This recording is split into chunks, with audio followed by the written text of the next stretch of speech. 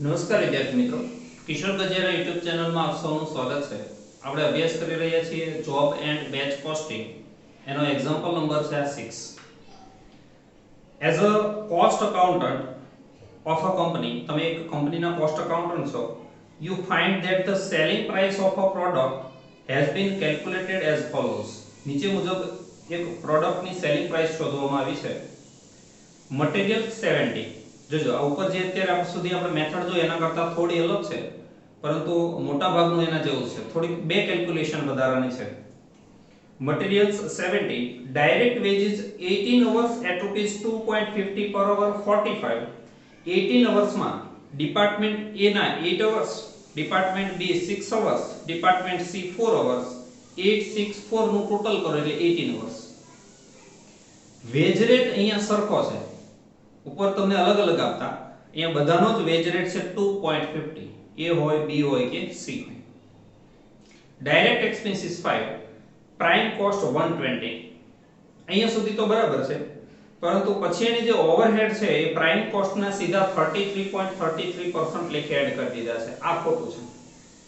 તો આ job cost sheet આપણે અહીંયા સુધારીને ફરીથી બનાવવાનું રહેશે. એમાં પ્રાઇમ કોસ્ટ સુધી અહીંયા આવી જ રીતે લખી દેવાનું, બાકીનું જે આપણે પેલા ઓવરહેડ ફાળવીને લખતા એવી રીતે ફાળવીને લખવાનું. એટલે ટોટલ કોસ્ટ છે 160. આપણે સુધારેલી કોસ્ટ શોધવાની. અને analysis of the previous years profit and loss account show the following materials 1,50,000, direct wages department A B C 10,000 12,000 8,000, total 30,000 direct wages, and special material 4,000. કોઈ સ્પેશિયલ પ્રકારનું મટીરીયલ જોઈતું હશે તો એ 4,000. then factory overheads, પહેલામાં જે variable overhead હતા એમાં અહીંયા ફેક્ટરી ઓવરહેડ છે. Department A 5,000, B 9,000, C 2,000, total 16,000. Selling overhead 20,000, પહેલામાં જે ફિક્સ ઓવરહેડ હતા એમાં અહીંયા સેલિંગ ઓવરહેડ છે. Sales less return 2,50,000, sales minus return એટલે net sale 2,50,000 and net profit 30,000. The average daily wage rate is identical in all the three departments. જે પેલો veg rate છે આઇડેન્ટિકલ એટલે એક સરખો. વેજ રેટ છે 2.50, એ બધા જ ડિપાર્ટમેન્ટમાં સરખો છે જેની આપણે વાત કરી. You are required to draw a job cost sheet. job cost sheet બનાવો. Calculate the revised cost using the previous year's figure as a basis. પાછળના વર્ષના આંકડાનો આધાર લઈને આને રિવાઇઝ એટલે કે ફરીથી તૈયાર કરો. Add to the total job cost 20% for profit and dues. Total job કોસ્ટના 20% પ્રોફિટ પ્લસ કરો એટલે સેલિંગ પ્રાઇસ મળશે. અહીંયા તમારે બે કેલ્ક્યુલેશન વધારાની કરવાની થાય છે. એક લેબર અવર્સ શોધવાના, જો ઉપર તમને પહેલા અવર્સ આપી દીધા કે 5,000 અવર્સ માટે 5,000 રૂપીસ, તો એવા તમને ટોટલ લેબર અવર આપ્યા નથી. અને એક અહીંયા ફેક્ટરી કોસ્ટની જરૂર પડે, એ ફેક્ટરી કોસ્ટ શોધવી પડશે. બાકીનું સ્ટેટમેન્ટ પહેલા જેવું જ બનશે. ફર્સ્ટ ઓફ ઓલ, જો તમારે લેબર અવર્સ શોધવા હોય તો જે તમને પ્રીવિયસ યરનું એનાલિસિસ આપ્યું છે, પાછળના વર્ષનું એનાલિસિસ આપ્યું છે, એમાં ડિપાર્ટમેન્ટ A માં વેજીસ છે 10,000 અને વેજ રેટ બધા જ ડિપાર્ટમેન્ટમાં છે 2.50. ફર્સ્ટ ઓફ ઓલ જોઈએ department A, veggies 10,000 divided by 2.50 is equal to labour hours આવશે 4,000. then department B 12,000 divided by 2.50 is equal to 4,800, and department C 8,000 divided by 2.50 is equal to 3,200. તો એક આ calculation કરવાની કે લેબર અવર્સ ઉપર તમને આપી દીધેલા હતા, આની અંદર આવી રીતે શોધવાના. Total direct wages divided by per hour rate. Then factory cost. First of all materials, જે લાસ્ટ યરના ડેટા આપ્યા છે એનો material cost 1,50,000 plus direct wages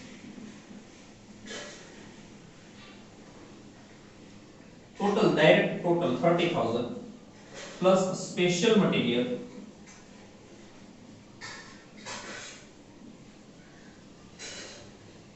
4,000 total is 1,84,000 આને કહેવાય છે prime cost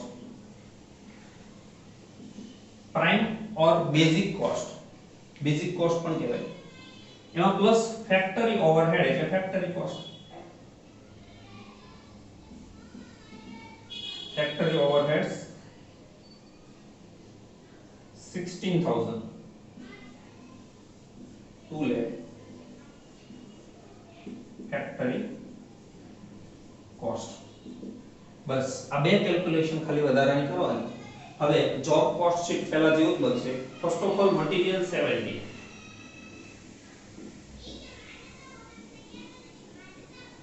plus direct veggies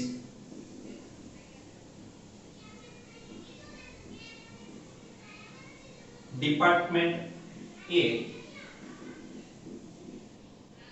8 hours into 2.5 Department B 6 hours into 2.5 and Department C 4 hours into 2.5 20 15 10 total 45 આ 45 direct તમને આપેલા છે હજી આમાં એક વસ્તુ પ્લસ કરવાની ડાયરેક્ટ એક્સપેન્સીસ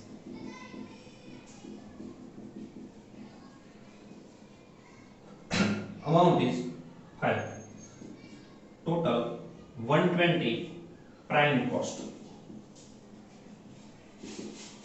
આટલી વસ્તુ તમને ઉપરથી જે આપી છે એ જ લઈ લેવાની પરંતુ હવે જે ફેક્ટરી કોસ્ટ અથવા ફેક્ટરી ઓવરહેડ ઉમેરવાના ફેક્ટરી ઓવરહેડ એના માટે તમારે આ પાછળના વર્ષના આંકડાનો આધાર લેવાનો ફર્સ્ટ ઓફ ઓલ ડિપાર્ટમેન્ટ એ બરાબર ધ્યાન આપજો કઈ રીતે લેવાના કે ડિપાર્ટમેન્ટ એ માં જ્યારે 4000 વર્કિંગ અવર્સ કામ થાય છે 4000 અવર્સ ત્યારે તમે જોઈ શકો છો કે ફેક્ટરી ઓવરહેડ ડિપાર્ટમેન્ટ એ માં 5000 રૂપીસ છે જો 5000 રૂપીસ તો આપડા જોબના 8 અવર્સ છે કેટલા આઉટ સ્ટેપ મૂકવાનું ડિપાર્ટમેન્ટ બી 4800 અવર્સ તો અમાઉન્ટ છે 9000 રૂપીસ તો 6 અવર્સ માં કેટલા and department C 3200 hours amount 2000 4 hours ના કેટલા આવી રીતે સ્ટેપ ઉપર amount છે 10 rupees આ જોઈ લઈએ 11.25 and 2.5 total 23.75 final total 143.75 factory cost કેવા છે યાદ રાખજો ને ફેક્ટરી કોસ્ટ પ્રાઇમ કોસ્ટ માં ફેક્ટરી એક્સપેન્સીસ પ્લસ કરો એટલે factory cost plus selling overhead આમાં પાછલા વર્ષમાં જેટલા એક્સપેન્સીસ તમને આપ્યા છે એ બધા જ એક્સપેન્સીસ આપણે એડ કરવા પડે પ્લસ સેલિંગ ઓવરહેડ અહીંયા નામ તમને આપ્યું છે સેલિંગ ઓવરહેડ બીજું યાદ રાખજો સેલિંગ ઓવરહેડ માટે બેઝ લેવાનો ફેક્ટરી કોસ્ટ નો હવે કેવું સ્ટેપ મૂકવાનું કે ગયા વર્ષે ફેક્ટરી કોસ્ટ 2 લાખ હતી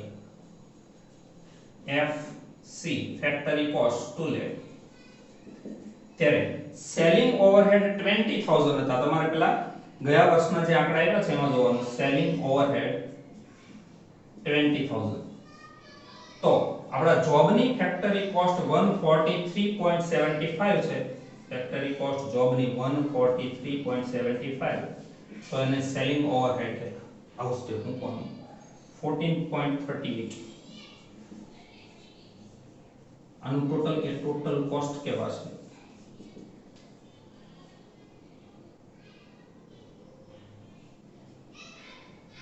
$158.13